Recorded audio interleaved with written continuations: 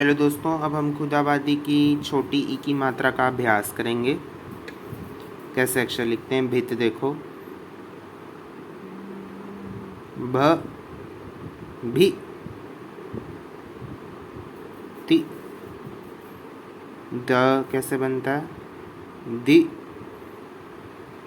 ल, दिल। चित्त को देखो, छि, त, चित्त। फिर ति, ड, तिड। फिर हित को देखो, ही, त, हित। फिर कि, ख, कित। फिर अख को देखो, अ, ख, अख।